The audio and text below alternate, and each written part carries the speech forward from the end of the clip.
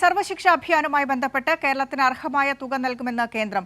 അർഹതപ്പെട്ട പണം കേന്ദ്രം തടയുന്നുവെന്ന് കേരളം സുപ്രീം കോടതിയെ അറിയിച്ചതിന് പിന്നാലെയാണ് കേന്ദ്രത്തിന്റെ മറുപടി. വിശദാംശങ്ങളുമായി അബ്ദുൾ റഷീദ് ചേരുന്നുണ്ട്. റഷീദ്, ആദ്യ ഗഡു സംസ്ഥാനത്തിന്റെ വിദ്യാഭ്യാസ വകുപ്പിന്റെ അക്കൗണ്ടിലേക്ക് ക്രെഡിറ്റ് ആയിട്ടുണ്ട്.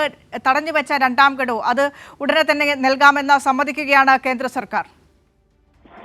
വിനീഷ, സർവശിക്ഷാ അഭിയാനുമായി ബന്ധപ്പെട്ട കേരളത്തിന് അർഹമായിട്ടുള്ള തുക കേന്ദ്ര സർക്കാർ നേരത്തെ തടഞ്ഞു വെച്ചിരുന്നു. എന്തായാലും ഇതിലാണ് ഇപ്പോൾ കേന്ദ്ര സർക്കാർ ഒരു നിലപാട് വ്യക്തമാക്കിയിട്ടുള്ളത്. സംസ്ഥാനത്തിന് അർഹതപ്പെട്ട പണം തടയുന്നു എന്ന് കേരളം സുപ്രീം കോടതിയെ അറിയിച്ചതിന് പിന്നാലെയാണ് ഇപ്പോൾ കേന്ദ്രത്തിന്റെ മറുപടി ലഭിച്ചിട്ടുള്ളത്. സ്പെഷ്യൽ എഡ്യൂക്കേറ്റേഴ്സിന്റെ നിയമനവുമായി ബന്ധപ്പെട്ടുള്ള കേസിലായിരുന്നു കേന്ദ്ര സർക്കാർ നിലപാട് വ്യക്തമാക്കിയിട്ടുള്ളത്. ഏതായാലും സർക്കാർ ഉദ്യോഗസ്ഥരുമായി ഈ വിഷയം ചർച്ച ചെയ്തിട്ടുണ്ട് എന്നുള്ള കാര്യം അഡീഷണൽ സോളിസിറ്റർ ജനറൽ കോടതിയെ അറിയിക്കുകയായിരുന്നു. അതോടൊപ്പം തന്നെ ഈ SSA ഫണ്ട് തടഞ്ഞു വെച്ചതിനാലാണ് സ്പെഷ്യൽ അധ്യാപകരുടെ നിയമനത്തിനും അതോടൊപ്പം ഈ അധ്യാപകരെ സ്ഥിരപ്പെടുത്തുന്നതുമായി ബന്ധപ്പെട്ടിട്ടുള്ള പ്രതിസന്ധികളിൽ കേരളം കടക്കുകയും ചെയ്തിട്ടുള്ള കാര്യം കൂടി സുപ്രീം കോടതിയെ കേരളം അറിയിക്കുകയും ചെയ്തിട്ടുണ്ട്.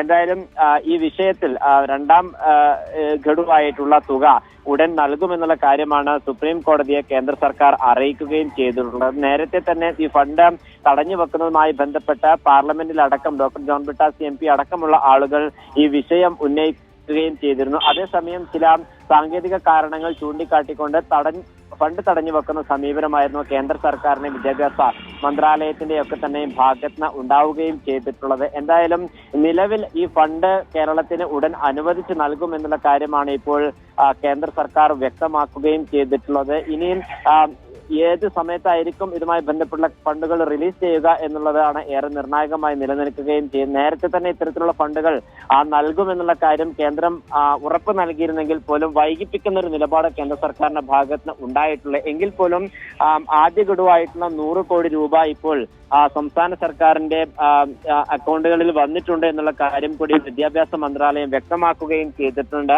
ബാക്കി തുക എന്ന് വരും എന്നുള്ള കാര്യം കൂടി കേന്ദ്ര സർക്കാർ ഉടൻ നിലപാട് വ്യക്തമാക്കും എന്നുള്ളത് തന്നെയാണ് മനസ്സിലാക്കാൻ സാധിക്കുന്നത്. ഫിനിഷ.